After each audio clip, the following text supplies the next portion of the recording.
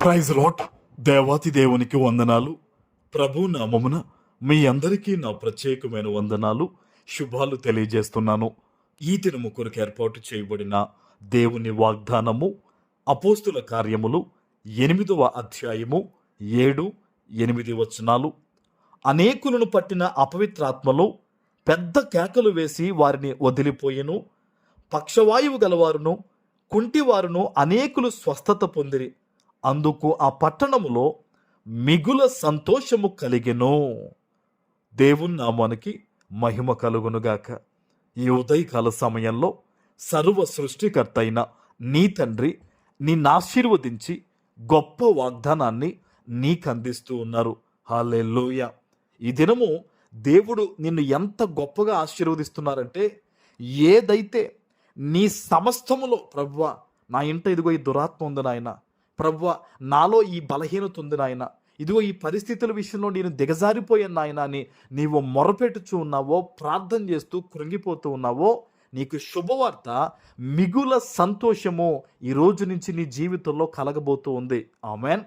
ఇది ఎలా ఫలిస్తుందండి నా జీవితంలో ఈ వాగ్దానము? నేను ఎలాగ ఈ వాగ్దానాన్ని స్వతంత్రించుకోగలను అంటే ఒక మాట చెప్తాను.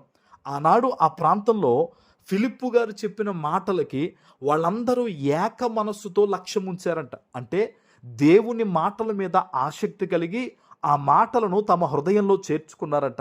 ఈరోజు ఎక్కడి నుంచి, ఎటువంటి పరిస్థితుల మధ్య నీవు దేవుని వాగ్దానాన్ని వింటూ ఉన్నావో, వాక్యమును నీ హృదయంలో పెట్టుకో. వాక్యమై ఉన్న క్రీస్తుని నీ హృదయములోకి నీవు చేర్చుకోవడం ద్వారా నీ జీవితంలో జరిగే మొట్టమొదటి అద్భుతం ఏంటో తెలుసా? దురాత్మలు, అపవిత్రాత్మలు మొదట నిన్ను వదిలి వెళ్ళిపోతాయి. హల్లెలూయా. సేన అనే సమూహం గురించి బైబిల్లో చెప్పబడింది. 2000 అంతకు పైచిలుకు కలిగిన సమూహమును సేన అంటారు.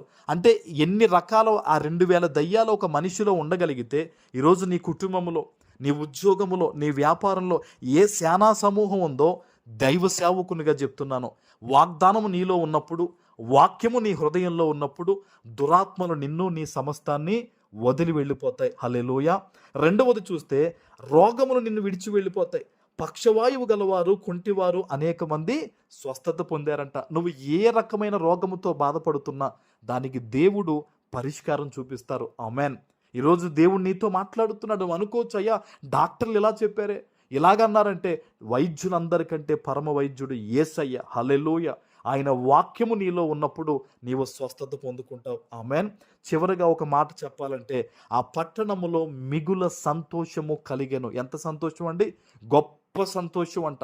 ఈరోజు దేవుని వాక్యాన్ని నువ్వు నమ్మితే, వాక్యాన్ని నీ హృదయంలో పెట్టుకుని నువ్వు ప్రార్థన చేస్తే, విశ్వాసం ఉంచితే, నీలో నీ సమస్తములో కలిగేది గొప్ప సంతోషం. హల్లెలూయా.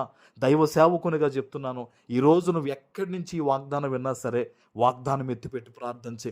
ఆనాడు మోషే చేతులెత్తి ప్రార్థించినప్పుడు ఇశ్రాయేలీయులందరూ గెలిచారండి. ఈరోజు నీ ఇంటికి నీవే మోషే, నీ సమస్తానికి నీవే మోషే. చేతులెత్తి వాగ్దానం ఎత్తిపెట్టి ప్రార్థించే. ప్రభువా నువ్వు నాతో మాట్లాడావు, ఈ వాగ్దానం నా కొరకే మాట్లాడావు, నేను నమ్ముతున్నాను నాయన, నాలోనికి రండయ్యా, నా హృదయంలోనికి రండయ్యా, నన్ను శుద్ధి చేయండి అయ్యా, నీ మాటలు, నీ వాగ్దానం నేను నమ్ముచున్నాను ప్రభు అని నువ్వు ప్రార్థన చేస్తే గనక, సేవకునిగా చెప్తున్నాను, యేసు నామములో ఈరోజే ఈ వాగ్దానము నీ పట్ల నెరవేరుతుంది. ఆమేన్. ప్రార్థన చేసుకుందాం. పరిశుద్ధుడా, ప్రేమ కలిగిన తండ్రి, మీకు వందనాలు.